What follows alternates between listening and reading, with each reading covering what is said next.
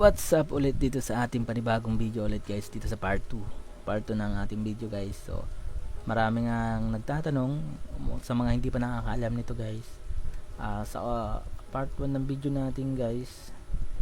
So dito naituro na natin to sa part 1 ng ating video. So ang dapat na gawin para makuha yung mga rewards na show me the fountain rewards, ayan.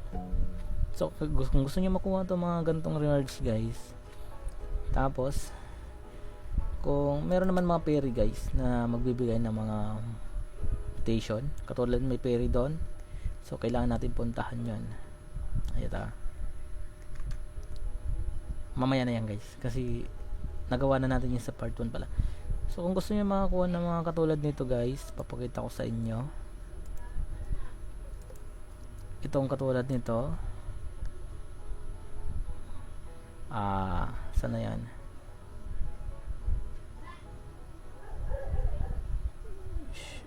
Ito mutation spray guys, mutation spray glimmering.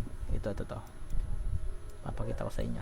Ayan, kung hirap kayo mahanap yung gantong spray, kung gusto niyo naman, kung mas madali guys, kung kukuha na lang kayo, magtsatsaga na lang kayo doon sa mga peri na katulad nan sa mga gilid-gilid, makukuha nyo itong pera na to. Ayan, yung pairing yan, yan. Kung gusto nyo naman yan, kung gusto nyo naman ng ganito para mas malaki yung bigay, mas malaki yung offer, so dito, punta kayo dito sa crafting. Dito sa crafting guys, makikita nyo yung glimmering dyan. Ayan, glimmering, mutation spray glimmering. So ang anong hinahanap dito guys, ito, kailangan mo ng cleaning spray, orange tulip, daffodil, saka mango. Tapos meron kang 1 million shekels. Ayan, para makuha nyo to. Tapos pag nakuha nyo na yan, so punta kayo sa inyong garden, tapos hanap ka lang ng item na lalagyan mo ng katulad dito. Lagyan natin tong malaking to. Ay, hindi pa yung fruits. Hanap tayo ng fruits na paglalagyan. Lahat kasi ito naka ano guys naka heart. Ano pa to? So ilagay natin to. Ito to. Spray natin to. Ayan, na-spray na natin. So meron na lang tayong isang mutation spray na lang na glimmering. So tago na natin yan. So dahil inano natin to, spray natin to, so kunin natin to. Sa taas walang yan. Paano makuha to? Dapat makita nyo yung pangalan na may glimmering to. Ito yung glimmering yan. Wait lang, paano ba makuha yan?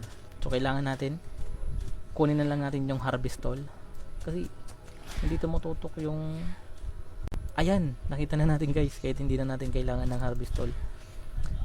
Yung Poseidon ba yan? Poseidon plant, may glimmering siya. So kailangan kunin natin. So tanggalin muna natin. Papakita natin lahat sa inyo guys. Papakita natin sa inyo. Ayan. Kunin natin to. So nakuha natin. Punta na tayo doon. Dito. So ito yung Poseidon ba yun? Ayan, ito to. So ito guys, yung hawak-hawak ko, may glimmering na mutation siya. So kailangan natin ibenta, offer plants, yan. So titignan natin kung magkano. 41 yung nadagdag guys sa 35. Meron siyang 6 na nabigay. 6. Kung magtsatsaga ka sa peri ka na lang guys, kasi sa crafting ang hirap hanapin kung wala kang mga hinahanap dito guys. Dito to. So meron siyang craft time 15 minutes. So nawala na yung peri dito guys. Sayang, nawala yung peri, kukunin ko na sana. Ganun lang guys sa kabilis guys. So meron na naman dito ng peri appeared somewhere. So hanapin nyo na lang kung saan yung guys. Ganun lang guys kabilis. So kung may natutunan ka sa ating video, isang like and comment ka naman dyan. Tapos pa-subscribe na rin, papalo na lang sa TikTok mga tol. Yon. Bye-bye.